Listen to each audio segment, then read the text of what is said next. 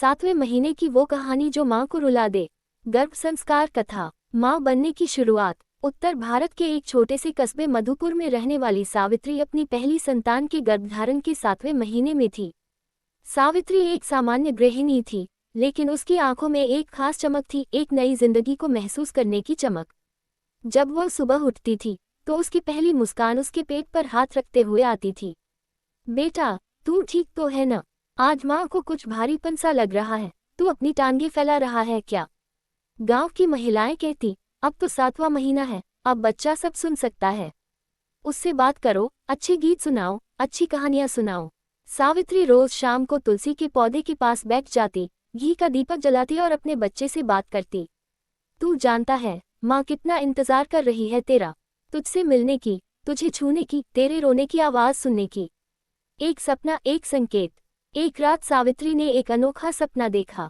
उसने देखा कि एक दिव्य प्रकाश से चमकता एक छोटा बच्चा उसके सामने खड़ा है और कहता है, माँ, मैं तुम्हारे विचारों में पलता हूँ। मैं वही बनूंगा जो तुम सोचती हो। मुझे डर, गुस्सा और दुख नहीं चाहिए, मुझे प्रेम, साहस और शांति चाहिए। सावित्री अचानक जाग गई। उसने अपने पेट पर हाथ रखा और उसकी आंखों से आंसू बहने लगे। उसने ठान लिया, अब से वो हर एक विचार में, हर एक भावना में सिर्फ सकारात्मकता भरेगी। वो अपने शिशु को सिर्फ सुंदर, सुखद और सशक्त संसार देना चाहती थी। 3. एक दर्द भरी दोपहर। जुलाई की उमस भरी दोपहर थी। सावित्री अकेली थी, क्योंकि उसके पति राजेश शहर काम से गए हुए थे। उसे पेट में हल्का दर्द महसूस हुआ, जो धीरे धीरे तेज होता गया। वो डर गई। पड़ोस में किसी को बुलाने का मन हुआ, लेकिन शरीर इतना भारी हो गया था कि उठना मुश्किल था। उसका फोन भी बंद था। तभी उसे अपनी माँ की बातें याद आईं। बेटी, 7वां महीना बहुत नाजुक होता है। बच्चा अब माँ के हर डर, हर चिंता को गहराई से महसूस करता है। अगर तू घबरा गई तो वो भी घबरा जाएगा। उसने गहरी सांस ली और अपने पेट पर हाथ रखते हुए बोली, बेटा, माँ को थोड़ा दर्द हो रहा है, लेकिन तू चिंता मत कर। हम दोनों एक दूसरे का ध्यान रखेंगे। हिम्मत रख, माँ को कुछ नहीं होगा। उसकी आंखों से फिर आंसू बहने लगे, पर इस बार डर के नहीं, विश्वास के आंसू थे।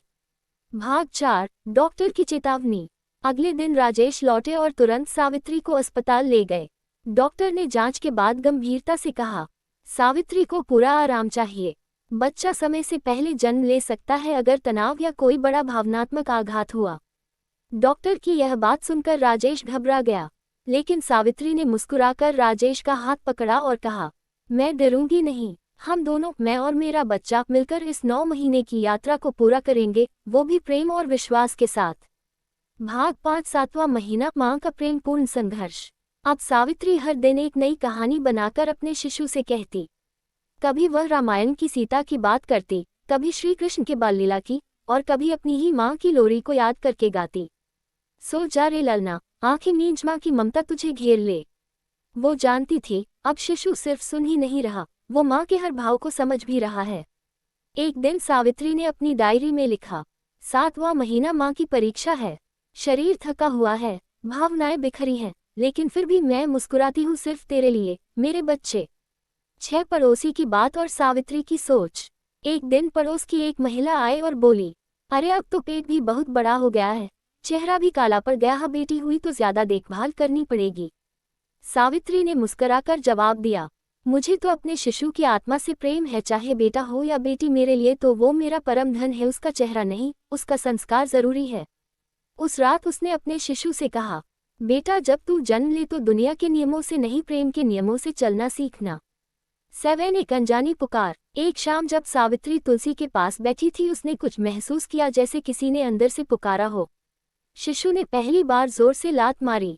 वो चौंक गई, फिर मुस्कुराकर बोली, क्या हुआ मेरे लाल? माँ की कहानी अच्छी नहीं लगी?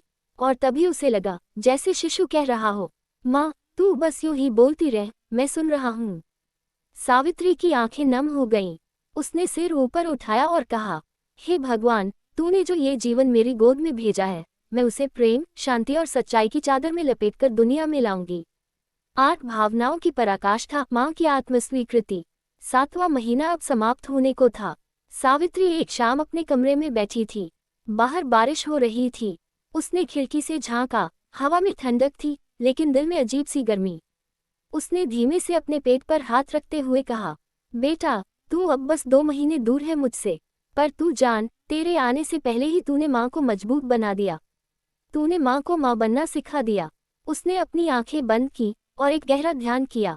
वह अब केवल एक स्त्री नहीं थी, वह जननी बन चुकी थी जो अपने हर आंसू को मुस्कान में बदल सकती है, सिर्फ अपने बच्चे के लिए। अंतिम पंक्तियाँ माँ की कलम से। ये 7वां महीना मुझे हमेशा याद रहेगा, जब मैंने पहली बार अपने बच्चे को भीतर से बोलते हुए सुना। जब मैं सबसे कमज़ोर थी, लेकिन मेरे बच्चे ने मुझे सबसे ज़्यादा ताकतवर बना दिया। मैं माँ हूँ और माँ बनने की यह यात्रा मेरे जीवन की सबसे पवित्र कथा है।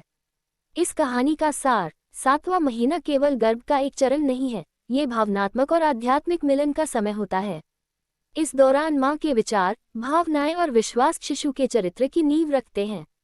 गर्भ संस्कार का यह महीना माँ को आत्म साक्षात्कार की ओर ले जाता है, जहाँ वह खुद को और अपने बच्चे को नए रूप में महसूस करती है। क्या आप भी ऐसी ही कोई भावनात्मक कहानी शेयर करना चाहेंगी या जानना चाहेंगी कि हर महीने गर्भ में क्या चमत्कार होता है? तो जुड़े रहिए हमारे साथ गर्भ संस्कार की सच्ची कहानियाँ श्रृंखला में।